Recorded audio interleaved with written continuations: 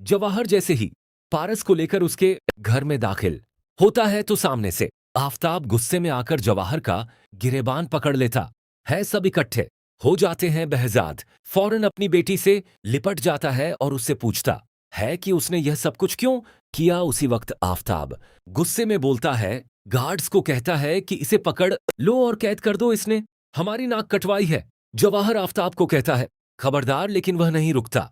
उसी वक्त बहजाद बोलता है, रुक जाओ आफताब, जल्दबाजी मत करो, जवाहर की बात तो सुनने दो। जवाहर बोलता है वह पारस को ढूंढ कर लाया है, पारस उसके साथ नहीं भागी थी। यह सुनकर बहजाद पारस की तरफ देखने लगता है और कहता है कहाँ गई थी। तब जवाहर सारी बात बता देता है, जिसके बाद बहजाद पारस से पूछता है कि जवाहर सच बोल रहा है या नहीं। पारस कह देती है जवाहर सच बोल रहा है, जिसकी वजह से आफताब को शर्मिंदा होना पड़ता है। उसी वक्त बहजाद आफताब को कहता है, जल्दबाजी में आकर फैसले मत किया करो। मैंने तुम्हें कितनी बार समझाया है, लेकिन तुम्हें समझ में क्यों नहीं आता। हर बार तुम मुझे रुस्वा करते हो। आफताब की मां बात को संभालने की कोशिश करती है, लेकिन इस बार बहजाद आफताब की वजह से गुस्से में होता है और वह अपनी ही बहन को खामोश करवा देता है। बहजाद जवाहर की वजह से खुश होता है और उसकी खूब खातिरदारी करता है। इस सब के बाद वह जवाहर को कहता है कि उसने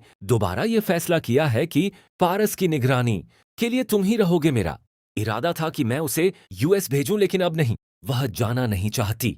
जवाहर उसी वक्त कहता है आप उसकी बात मान लें, जिस तरह वह चाहती है उसे रहने दें। इस तरह वह कोई ऐसा वैसा काम दोबारा नहीं करेगी और ना ही ऐसी नौबत आएगी। दूसरी तरफ आफताब बहुत गुस्से में होता है, जिसकी वजह से वह जवाहर को अपने रास्ते से हटाने का फैसला करता है। वह अपने आदमियों को हुक्म दे देता है कि जैसे ही जवाहर वापस अपने घर जा रहा हो उसे पकड़ लेना। दूसरी तरफ जब जवाहर वापस जा रहा होता है तो आफताब के आदमी उसका रास्ता रोकते हैं, लेकिन जवाहर की किस्मत बहुत अच्छी होती है, वह उनके जाल से निकल जाता है। जवाहर उसी वक्त वापस बहजाद के पास जाता है और उसे कहता है कि आफताब को अपनी ही जुबान में समझा लिया जाए, वरना अगली मर्तबा उसके साथ बहुत बुरा होगा। इसी वजह से बहजाद बहुत ही गुस्से में आ जाता है। इससे पहले कि वह आफताब को कुछ कहे, वहां आफताब का पता साफ कर देता है, क्योंकि उसे इल्म हो जाता है कि पारस और आफताब की मंगनी हो चुकी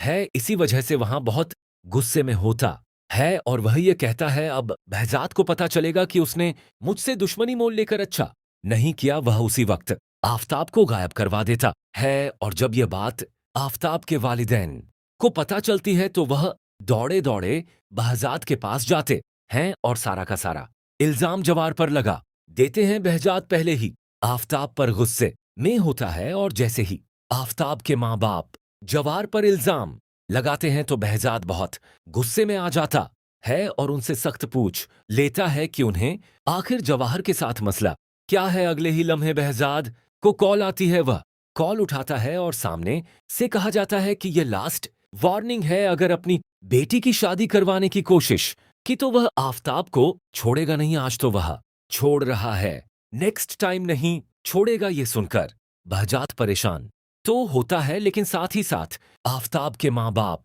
शर्मिंदा होकर नजरें चुराने लगते हैं। बहजाद कहता है अब तुम्हें पता चल गया, तुम्हारा बेटा कहाँ है। बहजाद कहता है एक मर्तबा